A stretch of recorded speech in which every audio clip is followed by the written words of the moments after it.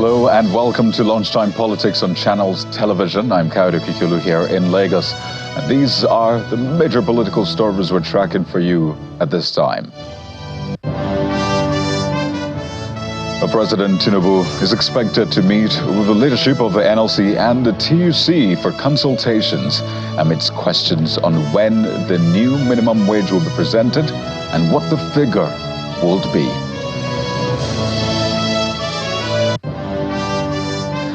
The Minister of Women Affairs in a heated argument with the House Committee on Women Affairs over questions about the ministry's spending, including the debt owed contractors, totaling 1.5 billion naira. The minister tells her side of the story, but the committee isn't having it.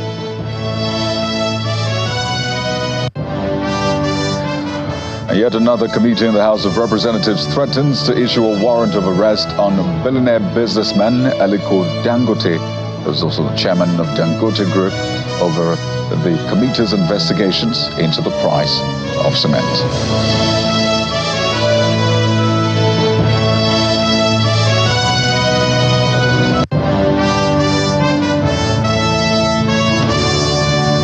Let's begin with our top stories. Well, the House of Representatives Joint Committee, which is investigating what it's seen as an arbitrary increase in the price of cement, is threatening to arrest the chairman of Dangote Group, Sir Aliko Dangote, if he fails to appear at its next hearing. The chairman of the committee, Jonathan Gaza, gave this warning after stating that previous invitations have been ignored. Honorable Gaza insists that no individual is bigger than the law.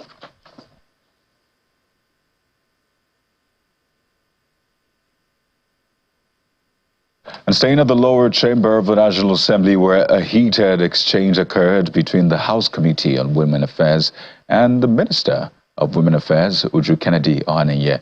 The minister was summoned to address concerns about the ministry's spending, including the debt owed contractors, totaling 1.5 billion naira. Visibly upset with the minister's attitude, the committee chairman, Kafilat Ogbara, adjourned the meeting indefinitely. The House Committee on Women Affairs meets with the Minister of Women Affairs over alleged misconduct and mismanagement of funds. Please, we are getting the warrant. Put it there. Take note, Clark. Things get heated from the get-go as the committee inquires about non-payment of contractors. And start from my sister's question on the monies for the contractors, why they were not paid. Please, and be direct. Thank you. When I mentioned that 2020, I was not there, I was attacked like 2023. 2020. No, you said that I said 2020, I was not there. And you said you took an excuse. I'm just trying to put something straight. The procurement officer has made it clear that by procurement law, before they even award the contract, they will ensure that there is fund to fund that job. So apparently the money was there.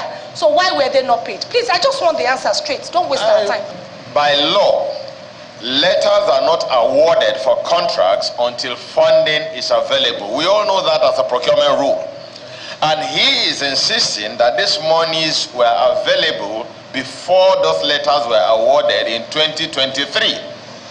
But now we also need to juxtapose that with the comments of the DFA that says the releases he got did not specify what projects they were exactly for. You did say... Things get more heated when a member of the committee accuses the Director of Finance of the ministry of changing his story to cover up for the minister. You have deviated because you did say, yes, there was release of money and you take instruction from principal. And there and then, I confronted permanent secretary. He said he was not in the know. And I still making my statement that you are running the business, you are running the ministry with your minister. I take exception. Don't interrupt, honorable member. Don't interrupt. Don't interrupt, honorable member. Please let her finish. I am not saying to anybody. I don't want it. She should withdraw her statement about me. Off your mic. Honorable minister, not be accused here. I cannot be accused and I keep quiet. Honorable Minister, I think the committee is being so lenient with you. attacking the supremacy, the autonomy of this institution. We cannot come to your ministry and shout at you the way you're doing. The Honorable Minister doesn't want to calm down. She doesn't want us to go to the root of this matter. She's challenging the committee. She's, being rude to even honorable members.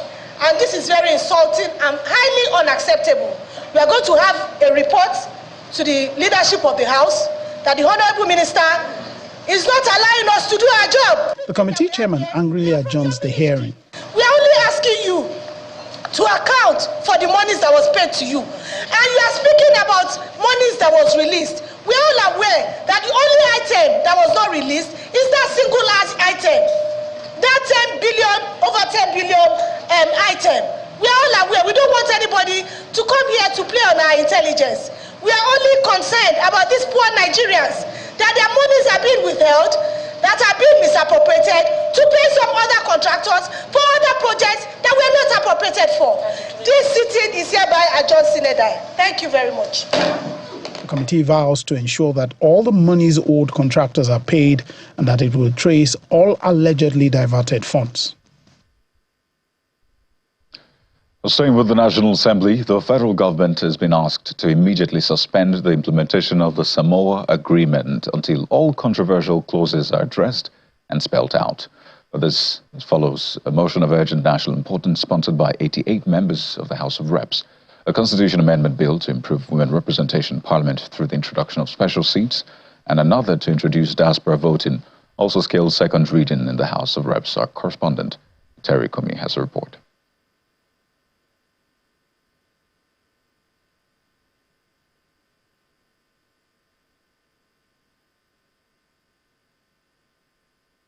The order paper is packed full, but the Green Chamber is not, as the Deputy Speaker arrives to preside over the first plenary session of the week. Lawmakers waste no time dealing with matters of urgent national importance, beginning with the disturbing recurring queues at petrol stations in some parts of the country. The House resolves to carry out a forensic investigation into the resurgence of fuel queues, as well as the alleged indiscriminate issuance of licenses for importation of PMS, importation of substandard petroleum products, as well as failure of regulators to do their job. The House then turns its attention to the controversial Samoa Agreement signed by the federal government and the European Union. That the phrase gender equality, as reported, is a Trojan horse for deceptively bringing in all sorts of immorality to our country, as gender no longer means sexes, male and female, as traditionally understood. It now includes homosexualism, lesbianism, transgenderism, and animalism. There is nothing like lesbian rights or gay rights. It is about human rights, environmental protection, and trade agreements, period. How on earth, if you have the agreement, bring it out here. Why are we here talking about LGBT, GTBT, whatever? Let us concentrate on the issues that matter. As far as I'm concerned, Mr. Speaker, our people are not interested in this, so let us step it down, let us close it, let us forget everything about it. Where the federal government is going into an agreement, by the provisions of Section 12 of the Constitution, the Parliament ought to be carried along. The resolution to suspend the implementation of the agreement is adopted, and the House mandates its relevant committees to liaise with the federal government to resolve all grey areas in the agreement. A bill to improve women participation in politics by altering the Constitution to provide for special seats for women draws a robust debate from lawmakers. Each of these our political parties, some give women their forms for free. Some give the women their form for half the price already. So, Mr. Speaker, if you are saying we should create extra seats here, that is going against the Constitution of the Republic of Nigeria that fights for equality.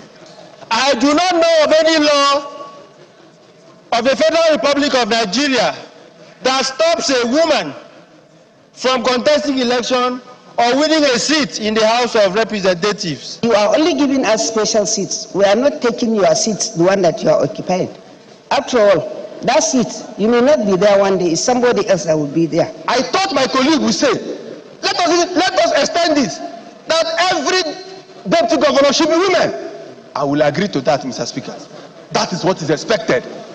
I cannot stand here and tell you that we should not give women an opportunity to participate in election. Let's give them a better opportunity. Those who support this bill say aye. Those against say nay. The ayes have it.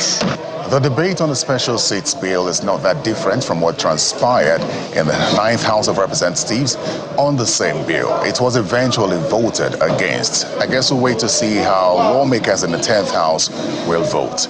Meanwhile, the House has passed through second reading a bill to ensure that Nigerians outside the country participate in future elections. From the House of Representatives, Terry Ikumi, Channels Television News. Well, it's a lot of activity at the legislature as the Speaker, Tajuddin Abbas, is committing to uphold the fundamental principles of quality, accessibility and empowerment for all Nigerians, including those with disabilities. Mr. Abbas stated this when he was represented by the House Minority Leader, Mr. Kingsley Chinda, at a roundtable on inclusivity organized by the National Democratic Institute in Abuja.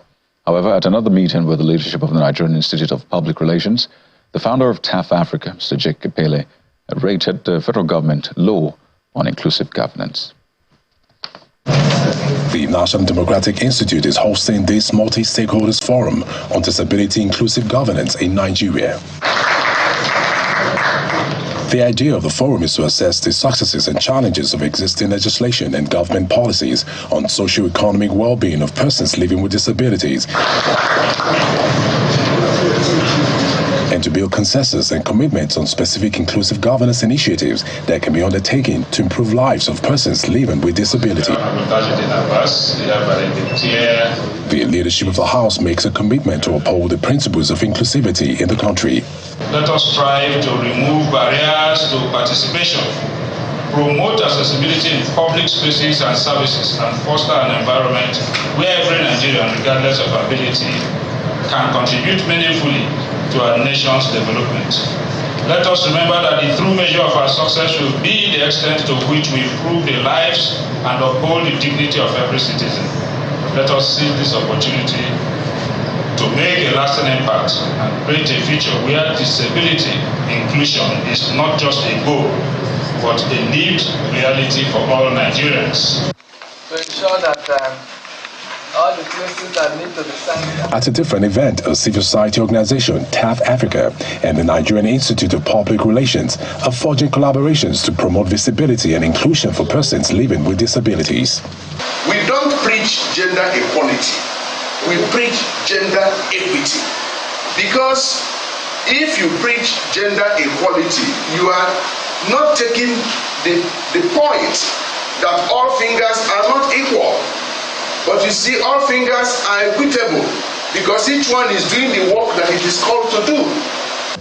For the founder of TAF Africa, Mr. Jake Kepele, he urges the federal government to include persons with disabilities in government affairs, rating the administration low in the implementation of the principles of inclusivity. My satisfaction with the level of inclusivity in governance, I would say 0.05%.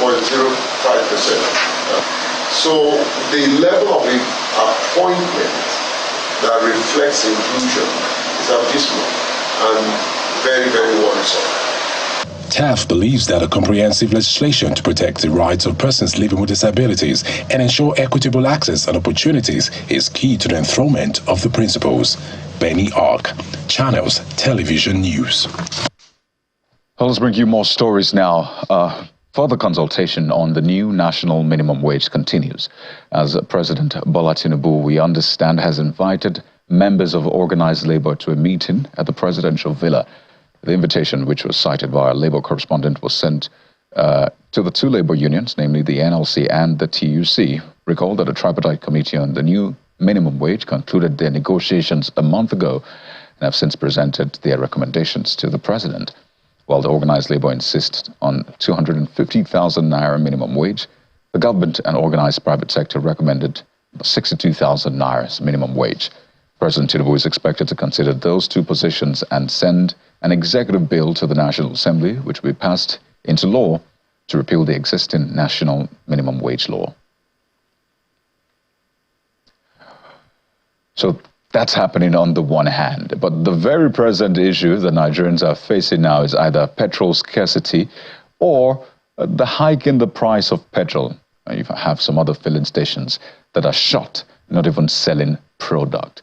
And this has been a recurring issue. For the third time this year, Nigerians have had to go through this harrowing experience, tough to fuel their vehicles, their generating sets, to essentially do business or get some comfort.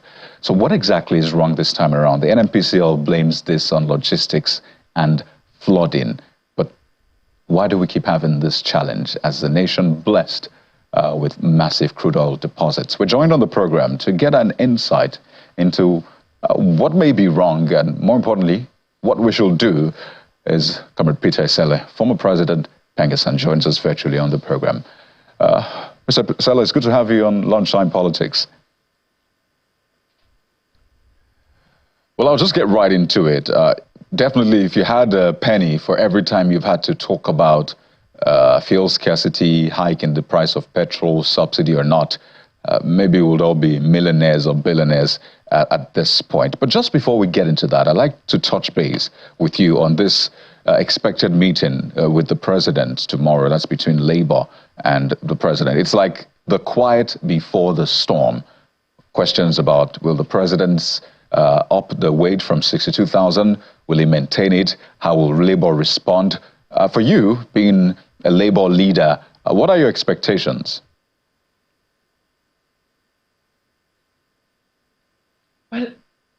Well, the bottom line is that they are talking, and my expectation is Labour likely not going to budge. Labour may not accept 62,000 naira as a minimum wage. So what we're going to have, we are likely going to have. I'm looking at who's going to budge, because Labour is not going to agree for 62,000, and I don't think the private sector and the federal government are going to agree on that same. On what Labour is asking for. So my own advice would be everybody look hard for what will be best for the country. And that is a very tricky one. Labour says, well, what would be best for the country is for you to give us a living wage, something that can really take us home and take care of our families. Government or organized private sector say, well, what's best for the nation is for us to pay what we think we can afford.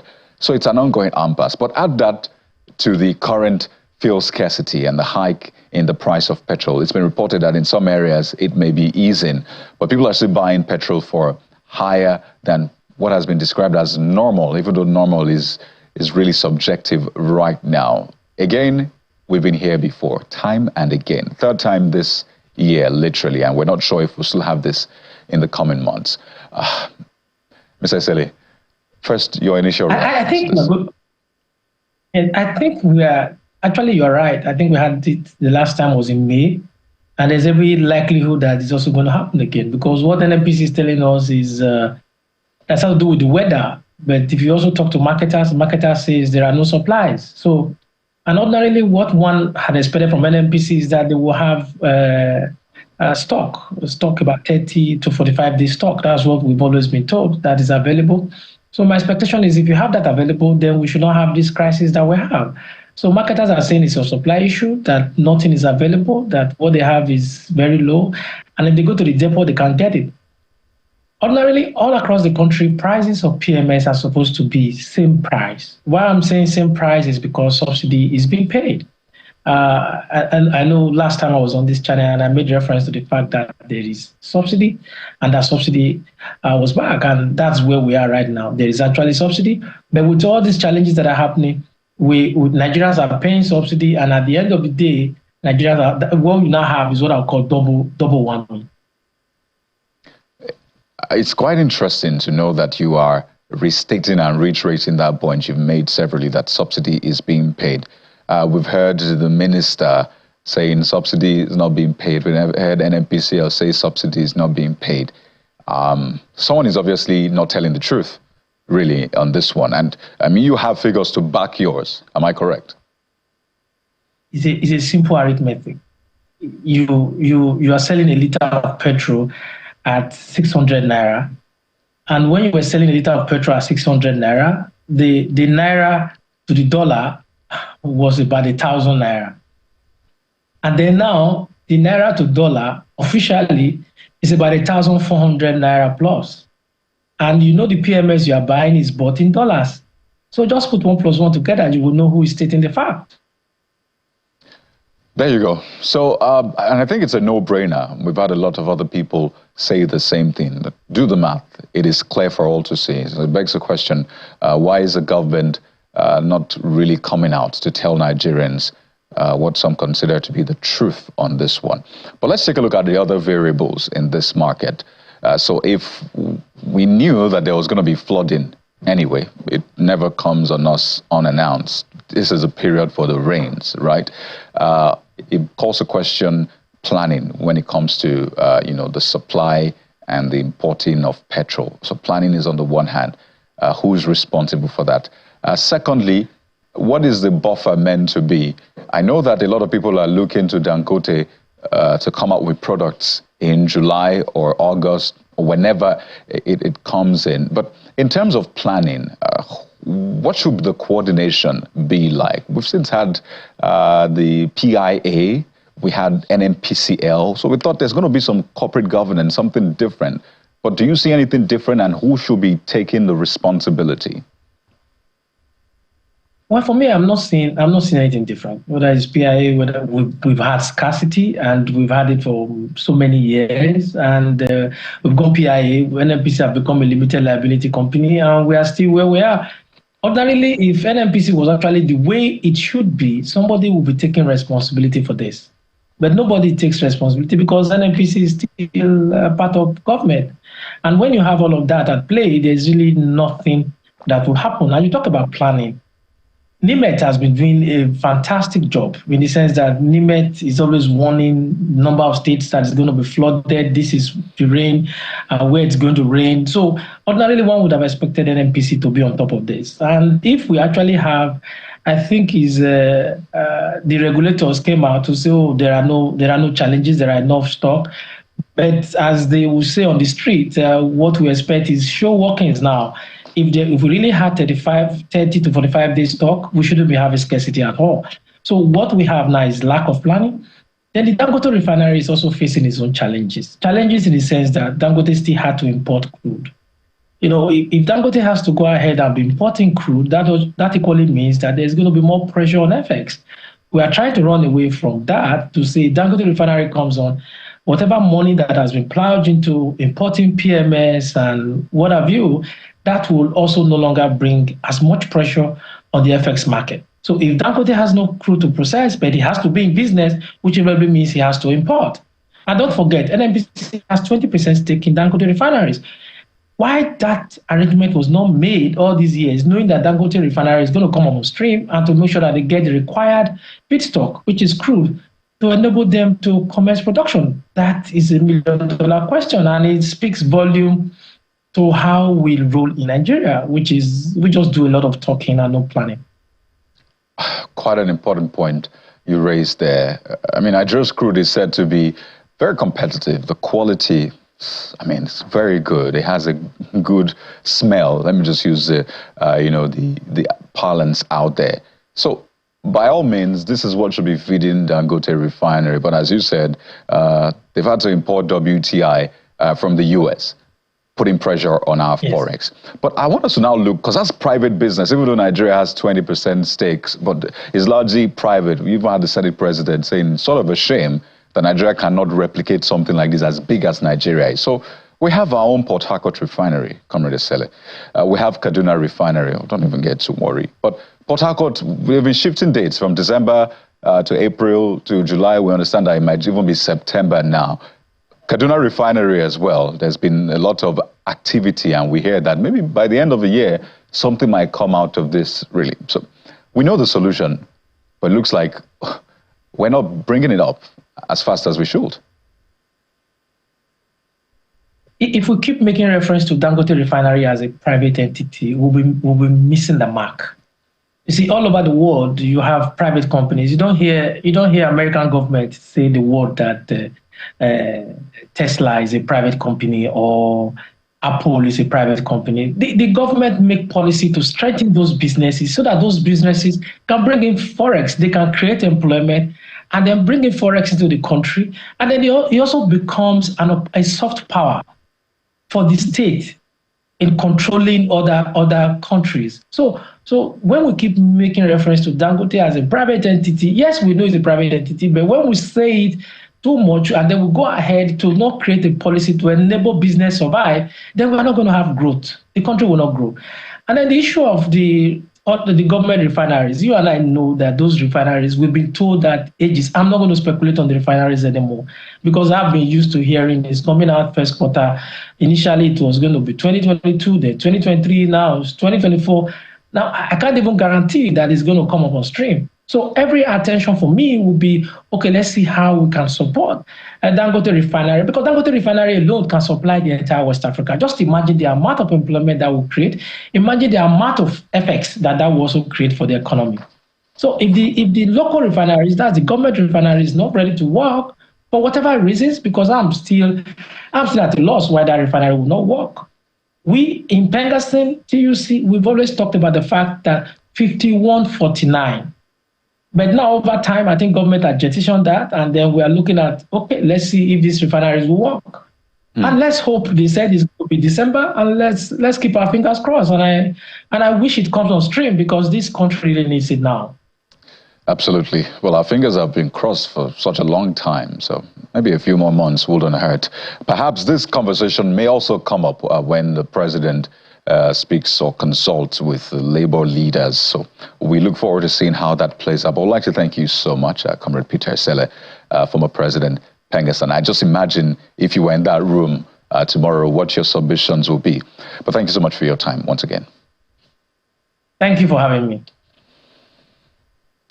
Just before we go, it's a sad day for the National Assembly as the House of Representatives has announced the death of Honorable Olaide Akinremi, also known as Jagaban. A statement signed by House spokesman, Chairman, House Committee on Media and Public Affairs, Representative Akinrotimi Jr., said Honorable Akinremi, who represented Ibadan North Federal Constituency under the platform of the All Progressives Congress APC, died after a brief illness. Honorable Akinremi served as chairman of the House Committee on Science, Research Institutions, and he passed away earlier this morning. He was aged 51.